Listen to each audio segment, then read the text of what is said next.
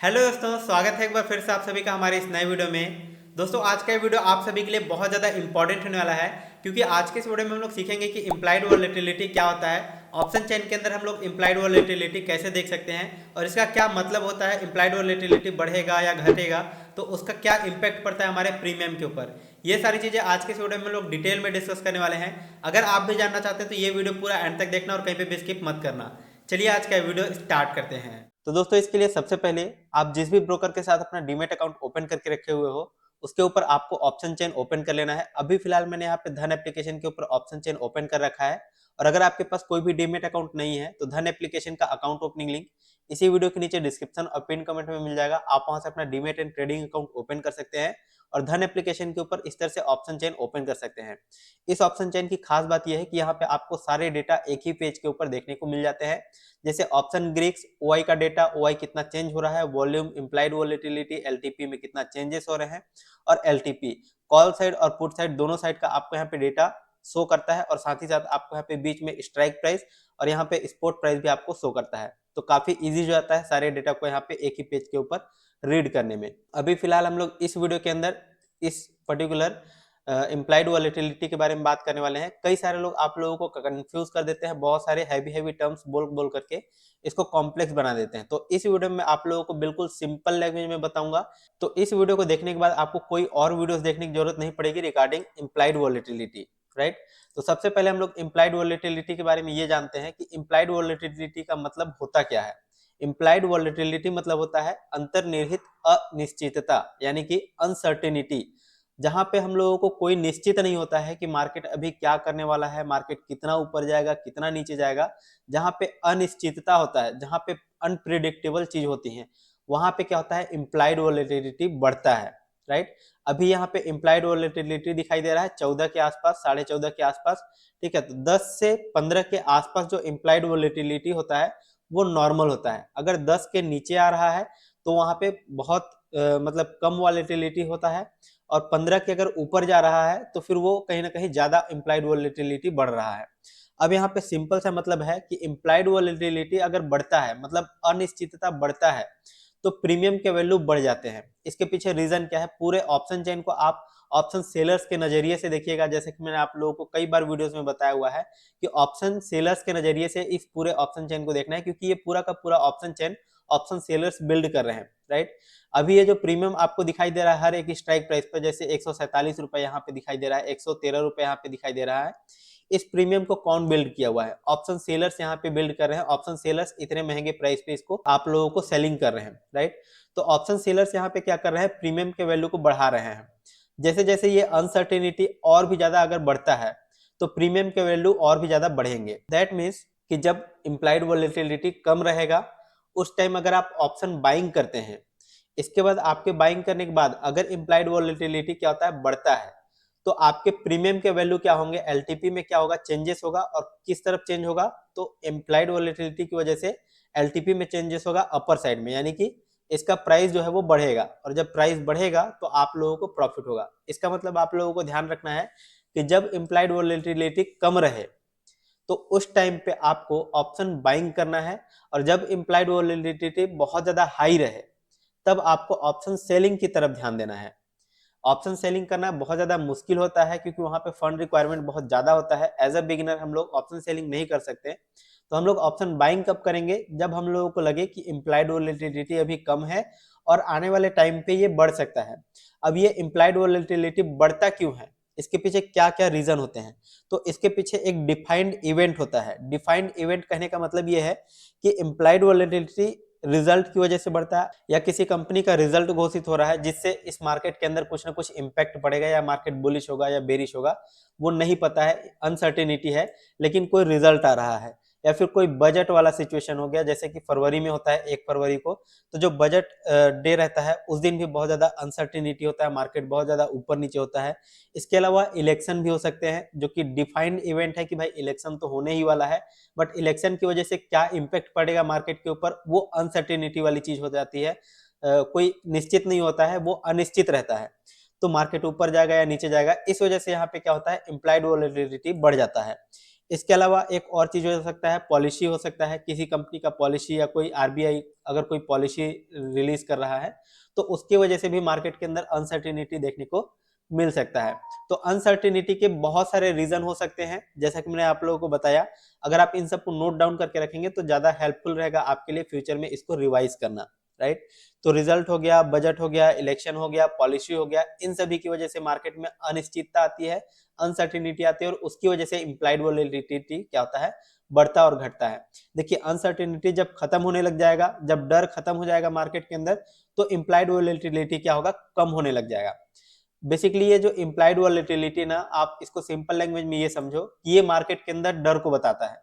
जितना ज्यादा मार्केट के अंदर डर रहेगा उतना ज्यादा प्रीमियम का वैल्यू बढ़ेगा। क्यों बढ़ेगा? क्योंकि ऑप्शन सेलर्स प्रीमियम के वैल्यू को बढ़ा करके आपको सेल करने की कोशिश करेंगे। तो इंप्लाइड वोलेटिलिटी अगर बढ़ रहा है तो प्रीमियम का वैल्यू बढ़ेगा। आपको क्या करना है, जब इंप्लाइड वोलेटिलिटी कम रहेगा और आपको लगता है कि आने वाले टाइम में आईवी बढ़ सकता है, तब के केस में आपको क्या करना है, ऑप्शन बाइंग करना है। एक और चीज ध्यान देना, ये इंप्लाइड वोलेटिलिटी के बारे में मैंने आप लोगों को बताया और एक प्रीमियम के बारे में बताया, ठीक है।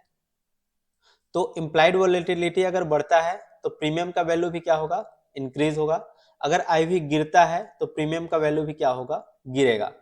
इंप्लाइड वोलेटिलिटी बढ़ने का मतलब यह है कि मार्केट में क्या हो रहा है, डर बढ़ रहा है, और मार्केट में अगर डर बढ़ेगा तो फिर ऑप्शन सेलर्स प्रीमियम के वैल्यू को बढ़ा करके बेचने की कोशिश करेंगे, तो प्रीमियम क्या होगा, डेफिनेटली बढ़ेगा।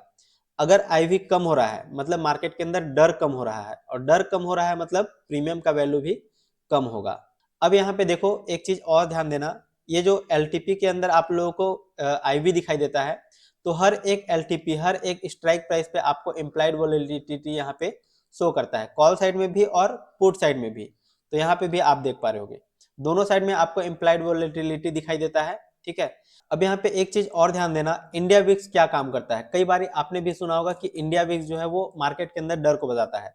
अभी आप यहाँ पर देख सकते हो, मैंने इंडिया विक्स का चार्ट ओपन कर लिया है, एंड इंडिया विक्स भी क्या बताता है, मार्केट के अंदर वॉलेटिलिटी को बताता है, मार्केट के अंदर डर को बताता है, राइट। लेकिन इंडिया विक्स के जो चार्ट है इसके ऊपर और जो इम्प्लाइड वॉलेटिलिटी है उसमें क्या डिफरेंस होता है, तो मेजर डिफरेंस आप लोगों को समझ लेना है। ये जो इंडिया विक्स है ये पूरे के पूरे इंडेक्स के वॉलेटिलिटी को बताता है, जैसे Nifty 50, bank Nifty, fin Nifty, ये सारे इंडेक्स हो गए ना इंडियन मार्केट के अंदर। तो इंडिया विक्स क्या बताएगा, उनकी वॉलेटिलिटी को बताएगा। और जो आईवी होता है, ये जो आईवी आप देख पा रहे होगे हर एक स्ट्राइक प्राइस पर, तो ये हर एक स्ट्राइक का वॉलेटिलिटी को बताता है, यानी कि एक एक स्ट्राइक प्राइस में कितना इंप्लाइड वॉलेटिलिटी है और उसकी वजह से मार्केट के अंदर प्रीमियम में कितना चेंजेस हो सकता है। एक चीज का और ध्यान देना, मैं ये चीज बताना भूल रहा था, मान लो यहाँ पे अभी एलटीपी 137 रुपए चल रहा है, राइट, इस पर्टिकुलर स्ट्राइक प्राइस के अंदर। अभी इसका इंप्लाइड वॉलेटिलिटी 14.64 है, ठीक है, और पुट साइड में देखेंगे तो 17.14 है। तो यहाँ पे आपको ध्यान ये देना है कि इस पर्टिकुलर स्ट्राइक प्राइस के अंदर ये जो प्रीमियम आपको दिखाई दे रहे हैं इसमें मैक्सिमम कितना चेंजेस हो सकते हैं। तो इसमें मैक्सिमम आज के दिन में इतने चेंजेस हो सकते हैं, जितना इंप्लाइड वोलेटिलिटी आपको दिखाई दे रहा है इतने परसेंट का चेंजेस आपको इसके पर्टिकुलर एलटीपी के अंदर चेंजेस देखने को मिल सकते हैं। सिमिलरली जो इंडिया विक्स होता है, जैसे इंडिया विक्स के अंदर अगर आप जाएंगे तो यहाँ पे आपको क्या दिखाई दे रहा है, 14 दिखाई दे रहा है, राइट। तो इसका मतलब जो इंडेक्स है ना हमारा निफ्टी या बैंक निफ्टी, वो कितना मूव कर सकता है, कितना बुलिश हो सकता है, कितना बेरिश हो सकता है, वो आपको यहाँ पे परसेंटेज में बताता है कि ये 14% के आसपास मार्केट ऊपर या 14% के आसपास मार्केट नीचे जा सकता है, राइट। ये एक दिन का नहीं है, पूरे एक साल का रहता है, मतलब पूरे एक साल में मार्केट कितना परसेंट ऊपर या कितना परसेंट नीचे जा सकता है, वो हमारा ये क्या बताता है, इंडिया विक्स बताता है, राइट। अब इंडिया विक्स के अंदर देखिए अगर ये 12 के नीचे आता है, ठीक है, इंडिया विक्स, तो वॉलेटिलिटी समझ लो कि कम है। अगर यहाँ पे है 12 से लेकर के 17 के बीच में है तो ये एवरेज वॉलेटिलिटी को बताता है, और अगर 17 के ऊपर जाता है तो फिर ये हाई वॉलेटिलिटी में काउंट होगा। और यहाँ पे जब इसके ऊपर निकलेगा ना तो प्रीमियम बहुत महंगे महंगे आप लोगों को इंडेक्स के अंदर, ऑप्शन चेन के अंदर देखने को मिलेंगे। वहीं अगर इसके नीचे आ जाता है, ठीक है, 12 के नीचे, तो उस टाइम आपको बहुत सस्ते सस्ते प्रीमियम देखने को मिलेंगे। अगर इंडिया विक्स इसके आसपास में है, मतलब बीच में है, तो एवरेज वैल्यू के आपको प्रीमियम इंडेक्स के अंदर, ऑप्शन चेन के अंदर देखने को मिलेगा। तो एक चीज को आप नोटिस करना, जब भी ये जो इंडिया विक्स का ग्राफ है अगर ऊपर की तरफ जाने लग जाता है तो फिर वॉलेटिलिटी बढ़ रहा है, और बढ़ रहा है इसका मतलब प्रीमियम बढ़ेगा। अभी मैं आप लोगों को पास्ट चार्ट दिखाता हूँ कुछ टाइम का, ठीक है। ये डेली टाइम फ्रेम में हमने इसको ओपन किया हुआ है। यहाँ पे आप देख पा रहे होगे कि ये वॉलेटिलिटी यहाँ पे कितना खतरनाक था। यहाँ पे आप देख पा रहे होगे ये मार्च का है, 2020 का है ना लगभग। तो इस टाइम ये कोरोना का टाइम आ गया था, मतलब अनसर्टेनिटी आ गया था, राइट। अब ये कैसा अनसर्टेनिटी है, देखिए एक चीज और बताना था यहाँ पे, जो आप इंडिया विक्स के अंदर अनसर्टेनिटी देखते हो, अनिश्चितता देखते हो, ये अनडिफाइंड इवेंट की वजह से आते हैं। अनडिफाइंड इवेंट मतलब जैसे कोविड का सिचुएशन हो गया, कोई पेंडेमिक आ गया, कोई वॉर हो गया, ग्लोबल मार्केट के अंदर कोई क्राइसिस आ गया, तो ये सारे क्या है, अनडिफाइंड इवेंट हो सकते हैं, राइट। मतलब ये पहले से डिफाइंड नहीं होते हैं। जैसे इलेक्शन हो गया, बजट हो गया, ये सब कुछ डिफाइंड रहता है कि इलेक्शन आने वाला है, बजट आने वाला है, या कोई पॉलिसी आने वाला है, कोई कंपनी का रिजल्ट आने वाला है, तो वो सब कुछ डिफाइंड होते हैं। लेकिन पेंडेमिक कोई डिफाइंड थोड़ी ना होता, कोई जान थोड़ी रहा था कि कोरोना कब से आ जाएगा। तो अचानक से यहाँ पे अपना कहर दिखाया, और यहाँ पे आप देख पा रहे होगे अनसर्टेनिटी कितना ज्यादा बढ़ गया, और यहाँ पे वॉलेटिलिटी बहुत ज्यादा बढ़ गया, ठीक है। इंडिया विक्स का मान बहुत ज्यादा बढ़ गया। सो दैट यहाँ पे क्या हुआ होगा, यहाँ पे किनको बहुत ज्यादा प्रॉफिट हुआ होगा, जो लोगों ने यहाँ पे ऑप्शन बाइंग किए होंगे, राइट, उनके प्रीमियम का वैल्यू बहुत ज्यादा हाइक कर गया होगा। जैसे अगर यहाँ पे किसी ने 20 रुपए, 25 रुपए, 50 रुपए प्रीमियम दे करके जो खरीदे होंगे, अनसर्टेनिटी की वजह से अचानक से प्रीमियम का वैल्यू 700, 800, 900 रुपए चले गए होंगे। मतलब ऑप्शन बायर्स का तो यहाँ पे बल्ले बल्ले था, लेकिन जो ऑप्शन सेलिंग करके बैठे हुए थे उनको पूरी तरह से यहाँ पे बर्बाद कर दिया, राइट। अब जैसे ही अनसर्टेनिटी खत्म हुआ, आप यहाँ पर देख सकते हो जैसे कि तैसे यहाँ पे लगातार जो इंडिया विक्स का वैल्यू है वो नीचे की तरफ आने लग गया, और यहाँ पे आकर के सेटल हो गया, राइट।